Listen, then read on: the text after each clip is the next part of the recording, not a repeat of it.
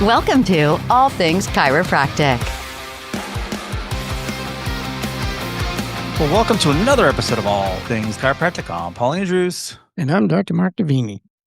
We are excited because today we have two, not just one, but two special guests. We have Dr. Christopher Proulx and we have Jacob Currier from MedCor. Hi, guys.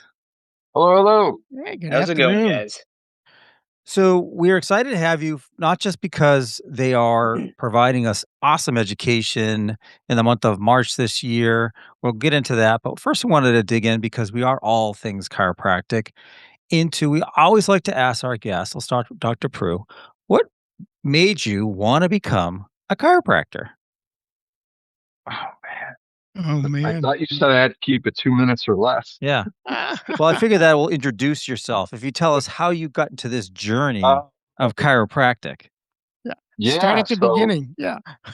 So Careful what you wish for. The man's I was not born in 1960. No, so I started undergraduate as sort of I was a chemistry major and wanted to go and be an orthopedic surgeon. And I actually got more into fitness and changed my major because I was like, wow, I think there's a great opportunity for me to make a difference, without doing surgery and nothing against surgery because it's been a wonderful, technological advancement in health. And then, so I was also thinking kind of physical therapy, and I worked as an exercise physiologist in a PT clinic. And while doing that, I got back into the research thing and I was interested in research. So I was working on my master's in exercise science and I met a chiropractor. So, we had a lot of our patients that went to chiropractors. They would always come in and I grew up in a very allopathic model. And so, what I knew was just what I heard from patients like, oh, they crack and I feel great.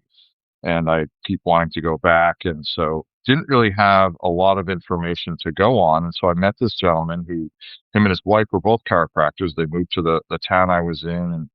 And I was also working in the fitness center where the rehab center worked. And he was doing some stuff in there and spinal screenings. And he comes up to me one day and he's like, I noticed you look at me kind of funny. I was like, no, dude, I was just, It's just me, man. We've had people go to chiropractors. I guess it begs the question, do you get that a lot? Yeah. Well, that's what happening today, right? I still look at people just from a different point of view, and because we do that as clinicians, right? So he's like, why don't you come in and spend the day with me in the clinic, of course. And so I did, and I had done, my sports medicine athletic training, and I was blown away because I'm like, wow, the names of your tests are very similar to the ones that I learned. And he's like, listen, he's like, yes, we may do a little different approach with regards to how we manage things. He's like, but for most purposes, when we diagnose something, it's the same way. It's just we take a more holistic approach and a more natural approach and more comprehensive in terms of that. And he did an evaluation on me. So he's like, we do the standard and then we do a chiropractic. And like, I swear I wasn't trying to get him, but I forgot to tell him something. And like, he picked up on something that otherwise I was just like, wow, that was super interesting. And I got back to grad school, and my professor for my master's, we were looking at where I was going to do my PhD. And I said, listen, I think I'm going to go on and I'm going to go to chiropractic. And he's like, what are you talking about? And he's, one of our eminent sports scientists, Dr. Mike Stone of our era. And he's like, hold on. And he goes and grabs the phone.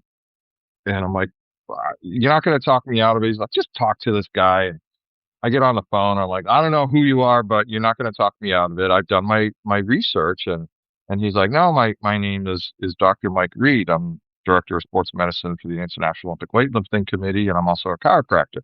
Great conversation. And I hung up the phone, and Dr. Stone's kind of laughing. And he's like, listen, he's like, when we go to the Olympics, he's like, we ask our athletes, like, what do you need to be successful? And he's like, every time, number one and number two, He's like a chiropractor and a massage therapist. And he's like, by the way, did you know the overarching director of sports medicine? Because I was into a lot of sports. And he's like, is a chiropractor. And so it just really solidified that. And, to this day, and like even this new patient I started with last week is just, I'm still amazed at some of the things that, we're able to accomplish. And so are our patients, without cutting them open or using a pharmaceutical. Again, I'm not opposed to them when utilized properly, but, we have a really good opportunity to make and change the lives of so many people. And it just continues to be rewarding, 25 years later. That's Wow. it. Oh, Cool that's a story. nice story. Love it, Tom. Very good story. Yeah. All right. So on the Is that flip is that 2 side, minutes? yeah, Yeah. yeah, Well, I I know. think you used yours. So moving on. Yeah, don't set the precedent here. So Jacob, as myself, you are non chiropractor. So Correct. how did you get into I would say the profession of chiropractic, but how did you get into MedCor and want to serve the chiropractic profession among others? Yeah, so I don't know if my story is as interesting as Dr. Proulx's, but here it is nonetheless. So my background is actually in kinesiology. So I went to college at the University of Maine, born and raised Mainer up here in the north, and yeah, went for kines and absolutely loved it. So, a lot of my passion, I had a concentration in exercise science. So, a lot of interest and passion on my side was in, optimizing the human body, right? Movement, optimizing movements in the human body. So that's where it kind of all started, right? So I knew that I wanted to work in the human movement, human medicine, physical medicine, type of industries.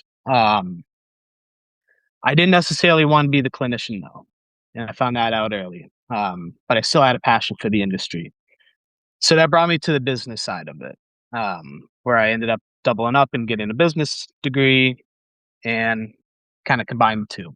So MedCor is a family-owned distributor that we have a few different areas that we specialize in. But when I came on board almost 7 years ago, I started up the chiropractic division here. Because before that, we really weren't working a lot with chiropractors, mostly orthopedics, surgical, physical therapy, home medical. So I kind of came in and, because obviously I had, the background in kines, and my school actually partnered with a lot of chiropractors for internships. And a close friend of mine, Dr. Patrick Healy, from my hometown, was our athletic trainer, but also a chiropractor. So I had a lot of experience shadowing him, internships with him, and some other doctors. So I knew of the industry, and I kind of had an idea that it was underserved. So that's kind of where my goal, started with MedCor was all these other industries have a lot of people helping them out, but chiropractic doesn't seem to have much. So that's kind of our overarching goal here at MedCor is, to provide good service and options, and in the case with you guys, right, education, training to chiropractors, because there's not a lot of resources out there, right? A lot of our competitors are just online dealers, and that's fine. And there's a time and a space for that. But there's also a time and a space where you need face-to-face interaction with these doctors, or at least at the minimum, a phone where they can call and you pick up consistently, you answer their questions. When a new piece of equipment goes into an office, proper training, how to implement the actual program so it's successful both for their practice, for their patients. So we really kind of take a consultative approach to this stuff. So it's long-winded spiel of I saw that it was kind of an underserved area of medicine. I always had the interest of physical medicine, so I came in wanting to just provide resources to doctors to just better, you know, all of our goals. Right, it's like better patients. Let's utilize some of these, non-pharmacological treatments to manage pain, move better, maybe avoid some surgeries, right? So I get to play a part in all the great doctors that utilize our tools to help patients. It's interesting going through your story and listening to it. going back to my own experience, when I first started practice, we had a equipment supply company at the time. They've since been merged and purged and all of that.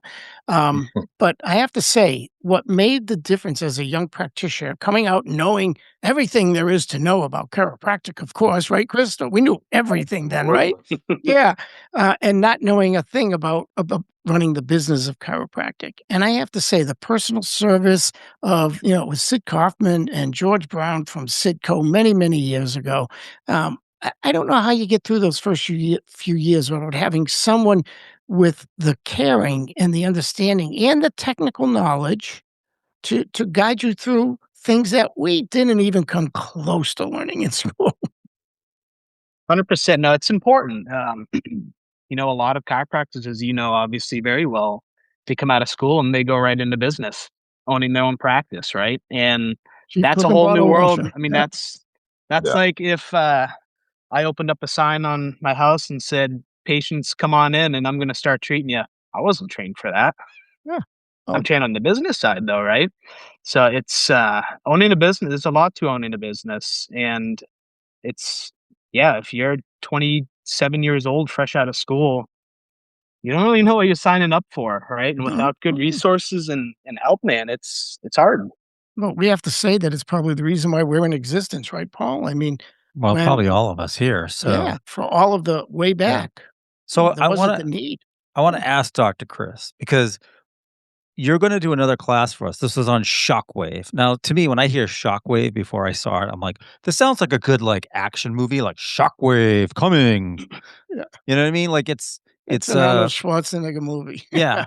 Well, and I'm a layperson, so to me, it didn't sound chiropractic in a sense until I actually experienced and said, well, this is very complementary to chiropractic and what chiropractic does. But for the doctors out there that maybe haven't experienced shockwave, or maybe they don't lend themselves in professional, life to supportive procedures, what would you say, as from doctor to doctor about that particular service? Yeah. Shock us about Shockwave. Yeah. So I even it's a similar, approach even with patients, Paul, because I don't care for the name too much. So I have to explain to them that I'm not actually going to be shocking you from the perspective of like, an electrostimulation. So it's acoustic. So it uses a sound wave that because it's air, but it's a really high pressure. Now the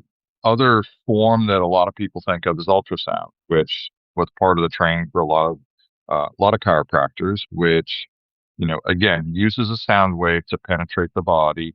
But that's a very high frequency and it's a very low pressure. In fact, you don't really feel it. The only thing you might feel is some warming. But with shockwave and other names of it include like extracorporeal shockwave therapy, um, pulsed activation technology, but it's kind of the little brother of something called lithotripsy. So lithotripsy is something that's used in medical clinics where they introduce a very high pressure acoustic wave pattern outside the body to blast away kidney stones. And so it's using a real high pressure, and its intent is to literally blast away kidney stones. But it's kind of brought down to a level. And if you think about all of the physical agents, all the modalities that we use in chiropractic, they're on a little different level than we might see in some of these other areas. And this one's no different, where it's not intended to destroy anything. It's intended to use this form of energy to really communicate with the body and help it produce what it's supposed to produce, which means that, if there is some healing that needs to be done, it stimulates the body and assists that process usually. And it's one of the few things that we can say goes above and beyond the call, right? Like it goes down to the level of assisting in producing even stem cells. So where's its application? Initially, it was thought of because it was destructive in lithotripsy. We must be using it to like do really, bad things or for bad things like these chronic conditions. And it doesn't need to be, to that extent, but what it does is it allows to assist the body and really promote healing. And if you think about what I just said, that's kind of what chiropractors signed up for, which is to really assist the body, right? And I don't care where you graduated from, we all talked about innate, and there's something inside of us that wants to live, right? And so we are assisting the body in doing what it's supposed to do. It's a good nudge because it gets deep. It's a form of energy that can penetrate really deep and get at that cellular level that is really challenging to accomplish with sort of any other approach. If I could ask, just to keep it on a fundamental level, what are the conditions you see that are most responsive? So it started its life really in calcific tendinitis of the shoulder because again, sort of lithotripsy, blasting, calcification, blasting. And we know that that's not true. In other words, we're not destructive at all. What it does is it causes the body to create resorption of that calcification. So in our world, what I think is why I got so excited about it is some of the limitations of really getting in deep, really getting to that cellular level.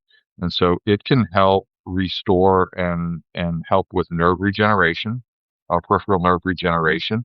It's actually what we say is sparing of tissue. It can halt further damage to other tissue of the neurological tissue, the muscle tissue, the cartilage tissue, even bone tissue, and has an excitatory effect to growing new tissue. So it minimizes scar tissue formation and promotes the production of things like new stem cells, so adipose and mesenchymal stem cells. So it's really good at assisting with that healing process that otherwise might have been stalled. So we initially used it a lot for these chronic things. So when I think, why my low back pain patients, and let's face it, we're pretty good at dealing with those. But I can probably get them a little bit higher, a little bit faster, and a little bit Most sooner as a stable. result of that. And it doesn't replace these. I've never ever said it takes place of this, or that's my heart. So Hmm. I still focus and tell people, Mike, listen, you are still at the heart of all of this. That's just an extension of what you're doing. Thank you. Cool. Excellent. So on the flip side of that, Jacob, I'm thinking because again, I'm not the clinician, so I kind of zone out a little. No offense, docs, but um, Right. I think about it from the other end because I started as a chiropractic assistant. When something came in, all of a sudden I've got this device, and the doctor's like, "Hey, you're going to help us with this," and they don't tell me the whole workshop in the 6 or 8 hours that they were just in a class. So for Press this you, button. yeah, you walking in, what do you see as the challenges and the advantages of something like Shockwave coming in? Like, how long does it take to like get that thing received and going? Yeah. So advantages, there's certainly a lot of advantages. I mean, first and foremost, it's the clinical outcomes. I mean, if you look at all of the up-to-date literature on this, it's simply one of the best tools that we can use in practice for, a lot of the stuff that Dr. Proulx just highlighted, right? Calcifications, chronic tendinopathies, chronic pain, etc. So that's first and foremost. If it didn't give good outcomes, it wouldn't have legs underneath it. When talking the business side of things, though, treatment time is a big one. I mean, an average treatment, a few minutes, right? Obviously, it depends the size of the area, but I mean, it ranges from a few minutes up to maybe 10 minutes, right? But when looking at treating like a lateral epicondylitis, I mean, you can literally knock that thing out in a few minutes. So speed and time is huge because, as you know, time is money, and we don't got no time any day anymore nowadays, right? Well, and like in Maine, just like Massachusetts, in a lot of jurisdictions, assistants can actually apply this stuff. So if they're taught Correct. and properly trained, then Yep. boom, So Wait, say that part again, Paul. taught, Properly properly trained. Yeah. trained. Yeah. and I was gonna get into that. So Yeah. that's one of the areas that's been tricky about Shockwave. As any product that gets popular in the market, more people come out, with new ones, and now we are flooded with a million different brands, styles, models. There's a lot of mismarketing out there in the industry, which is unfortunate. And even more unfortunate is there is a clear lack of training and standardization in protocols. So that's where we come in and really help these clinics. If you don't know how to use the thing properly, you're not going to get the good outcomes, and then you're not going to generate revenue, right? I mean, All right, that's but at the is it like backbone of this, everything. here's the box, click on this video, have a nice day, or is there actually like, um So if you want to be good at it, you do need some actual good, time invested into the training of it. Yeah. A lot of the devices are pretty easy. Like one of my favorites is the device made by MedRay. So it's as easy as it gets. Presets broken up by body regions. You click a few buttons, and you're off to the races. You put the applicator on the injury, and there you go. Um, but like anything, to fine tune your craft, you want to put a little bit more behind it than that. And by doing that and becoming a so-called expert of it, that's gonna be what separates your practice from the one down the road that also has it, because people will notice. Kind of the goal of our upcoming Yeah. workshop is to make sure people know how to work the device, not just have the theory behind it, but actually have their hands on a piece of equipment and use it. Yeah, Yeah. there's Well, just what, a lot. The amount of offices that I go into, I travel all over New England in person, and I do virtual trainings all over the country. And the amount of offices that tried one piece of equipment and didn't have success, and then they bash the technology, and then we come in and we're like, well, let's try this one, or just keep that piece of equipment. How about we tweak this and that? And it's a totally different outcome. So unfortunately, like any piece of new shiny technology that releases, there's some bad advice that's going around, some bad protocols. So we're trying to do mop up duty and Yeah. clean It's that up kind a of the little bit same for it's people. probably the same doctor that will ask you to come back 20 times because one adjustment won't work. That's right. Yeah. So, maybe you could shed a little light on a Class 4 laser for us too. Oh, look at that pun. Oh my gosh. Stand back. Wasn't intended. Oh, I think it was. Yeah, so Dr. Proulx, part of the workshop, and we'll get into the workshop specifics in a second, is the high powered or class 4 laser. Um, Quick synopsis of that. What's the difference between, a class 4 and the other lasers that are out there?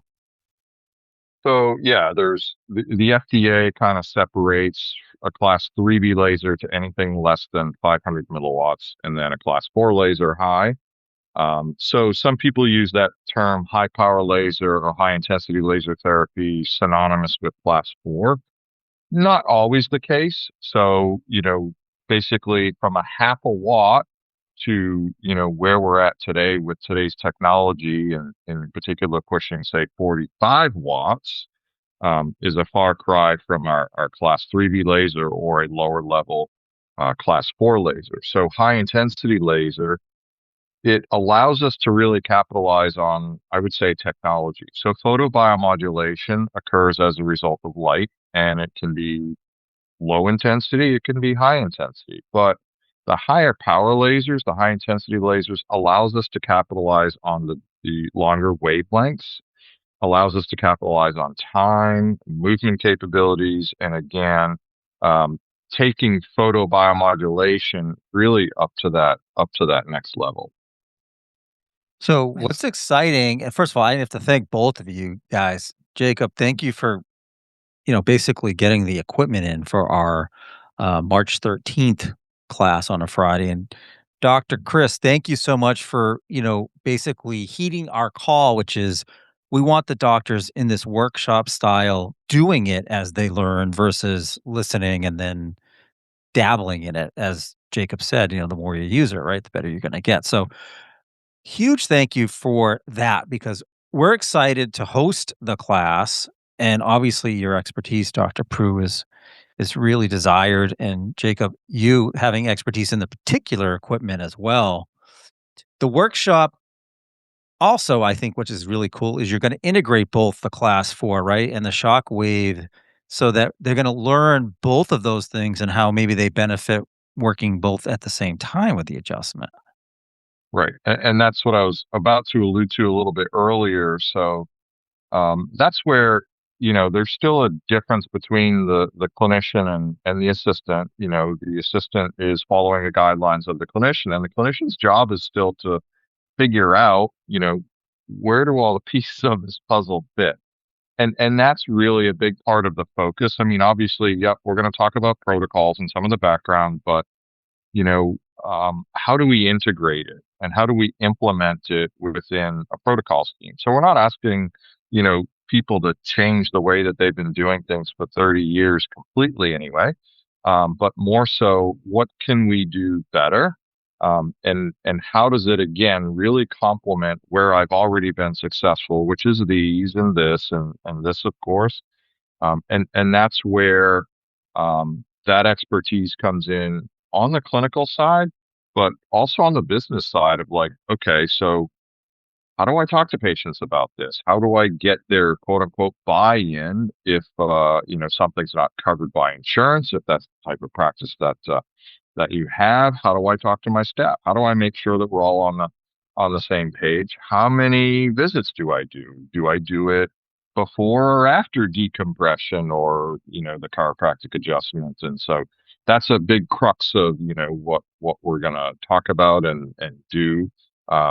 Also kind of a discussion, like we want to know, like, what is your practice and how does that work? And how can we help you fit that in and implement it? Well, isn't it true, though, when you think about it, that the laser and shockwave are really more sophisticated, advanced forms of things that we've been doing from the beginning? I mean, going way back, like you said, ultrasound. All right. So now we have a better ultrasound. I'm even going to go way back. And Paul, you can turn your mic off now. But even I remember the days where people used to put you under red lamps. Right. So are we really talking about Is that when you drove way your more- horse and buggy to work, Mark, or what? You guys think it's easy, huh? You think it's easy.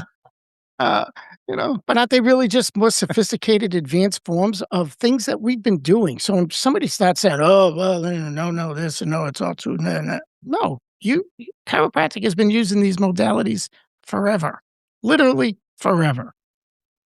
Well, and we can even direct some of the founders, that were doing this stuff even before some of these other practitioners. And I like the way you brought that up, Dr. Mark, because, it's more of an extension. And I think what sometimes people maybe fail to recognize is that there is potential, innovation even in something that otherwise, started with just utilizing our hands in 1895, and that it potentially allows us to do a little bit better, but really kind of expand. Like, now I don't want to get into a debate of whether or not everyone would benefit from, spinal chiropractic adjustment. My feeling is they do, but to specifically address maybe plantar fasciitis, there might be some other aspects of that condition that, really need additional supportive care. And that allows us to, when we talked about what happened with COVID, and I was giving I was speaking at an event in Virginia soon after we were all finally able to get back to work. And I was talking to some of the folks that I had known and I had worked with in the past. And I'm like, I don't know, are you guys busier than ever? And they're like, yeah, because we were one of the few people that were open during that time. Right. And people that normally were not referring to us were referring to us because it was the only option, and not that you want to succumb to that, but I'll take it. And don't you think that in today's marketplace, and Jacob, you could even speak to this a little bit, but I feel patients expect us to be broader in our approach to their care and be able to treat more conditions outside of spinal related symptoms and keeping them well through the adjustments. But they do expect us to look at their feet and look at their hands and their wrists and everything else, the shoulders. 100%. I mean, integrative medicine is on the rise throughout the whole country. So, in patients, when they find a provider that they like, they want to come back to you. And I mean, you guys know that, like, chiropractors are some of the best clinicians at that, right? Like, you treat patients well, and they're patients for life, they're friends for life, and they want to come to you for as many things that you can treat them for. So if you integrate a new technology that makes it so you can now treat more conditions, great. That's better for patient retention. It's also better for your business bottom line. Like, you're integrating a new revenue stream on the business side of things, right? And Yeah. and patients like the new shiny toys. I was They gonna do. say, It's they like to know your state of the art. They do. They 100%. absolutely do. And it shows that you're open-minded to new innovations, Yeah, right? and Like, even like Dr. I Proulx mean, said, that's nothing's more sophisticated than these, but, patients have their own perceptions for sure. 100%. And I mean, business 101 is you got to be able to pivot, adapt, and always keep your eye over the horizon for what's new. If you don't, then you'll fall behind. There you So, go. question for both of you though. Do you ever find challenges with provider offices or providers that they're in their, I'll say, patterns or habits of practice? Then you bring in this, or they bring in this tool or tools, but you have to sort of like bust through the concrete of their pattern or habit to get them to utilize, the new device, the new service. Do you ever see that as challenges? Changing human habits is one of the hardest parts of my job. Talk about how to do that every single day, Paul. That's the shock and shockwave, right? Yeah. Hmm. Yeah, Yeah. exactly. Sometimes we'll do that on the head. But the thing is, like, that it's known too, because there's fear in adopting something new that you weren't necessarily educated in. There's fear in changing the way that you do things. Um, and there's that resistance to change, in behavior modification. And so we have to overcome them. And where, and Jacob will do this a lot more than I do, but figure out where that resistance is. Because if it's clinical, then yeah, that's my job, and I can figure that out. But if it's, gosh, am I making a mistake if I add this in? Is it going to bankrupt me? Are my patients going to like it? How is it going to impact, my bottom line? Is it good for my staff? Are they going to, want to do it, and things like that? Yeah, I one of the find that biggest hurdles that I come across is usually practices that have not utilized a cash service modality before. If that is a new concept to them, that is always the biggest hurdle. And again, that's where proper training and some resources come into play, right? Where, like, we don't only just sell you the equipment and it shows up and we say, hey, good luck, press a couple buttons and press go. Like, we're coaching them on how to implement, how to build it properly. That's important. And how to market it. Like Dr. Prue said, when to use it in your day to day, right? There's a lot of different aspects to implementing a new service that go beyond just, this is how you use it. You press a couple buttons on the presets and off you go. Well, it comes out to be like every self-paced service that somebody offers in an off that gives, offers them through their office is it has to be a perceived value. So along with just teaching the doctor, you have to have them learn. They have to believe it, just like those that have all self-pay adjustment practices, because they have such faith and belief in the adjustment, they have no problems transmitting that faith and belief to a patient. So if I'm gonna go out and buy a piece of equipment and think that all I have to do is go, "Ta-da! Here it is," no, they have to have that Mhm. same faith and belief in the equipment, and that's where you guys come in. 100%. Yeah. And that's, it's a multi-tier similar process where we want them to be successful, so they're successful with their patients. So utilization is really important. And I was just in a recent meeting with another physician, and he's just like, wow, he's like, the success that we've seen is just, how do we tell more people? I'm like, we're trying. And I said, I wish it happened that quickly, but it takes time, and that's where, you can break down the marketing, the different levels of adoption and things like that. Well, I'm looking forward to you teaching me new tricks. All right, here Go ahead, comes the Paul. I shame. softball that one to you, you know? Here comes the shameless plug. So, Dr. Proulx and Jacob and MedCor professionals, you guys are going to be at the 4 Points Sheridan Norwood in Norwood, Massachusetts. This is Friday, March 13th from 9 to 4. This is a full day, 6 continuing education units on laser and shockwave. The registration includes lunch as well as morning and afternoon snacks. It's an awesome location, a great venue. Tools of Practice is hosting it for MedCor and MedRay and Dr. Proulx and Jacob.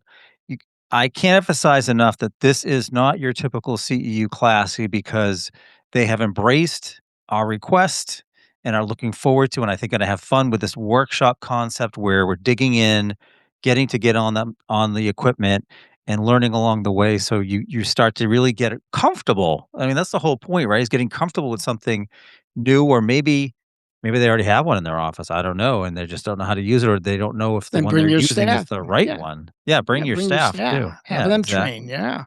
Yeah. So that is Friday, March 13th. The 13th, Friday, the 13th. Yeah. Yeah. I know. What a good day that is. It's Yeah. perfect. Is that unlucky or? Yeah. So if I show up in a hockey too mask, late to you'll know change why. it, so. So you can find out more and read the details at toolsofpractice.com. Go to the seminar tab and you'll read all about it. You can register there. Members, obviously, our Tools of Practice members get $50 off. And if you want to reach Jacob to find out more, or to reach Dr. Proulx, you can go on that page and you'll get to them through the click-throughs.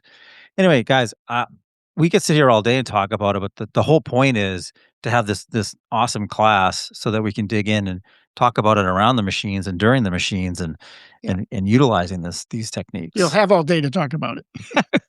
Yeah, we will. Well, and kudos to Tools of Practice because, just an amazing group to work with. The way that things are put together, and kudos to 4 Point Sheridan because the food is really good. It's really good. Good job. It is. Thank you. Yeah. So if that's the only thing you get out of it, let me tell you. Well, we'll be there. Exactly. Awesome, guys. Well, thank you. Thank you Thank you for taking the time today too. We appreciate that. And so with that, absolutely. Thank you again for listening to another episode of All Things Chiropractic. I'm Paul Andrews. And I'm Dr. Mark Davini. Thanks, guys. Thanks, guys. Thank you. Thanks for listening to All Things Chiropractic. We'd love to hear from you. Visit allthingschiropractic.com with comments, episode ideas, or questions. Or connect with us on Facebook and Instagram at All Things Chiropractic Podcast. Be sure to join Dr. Mark Davini and Paul Andrews next time for another episode of All Things Chiropractic.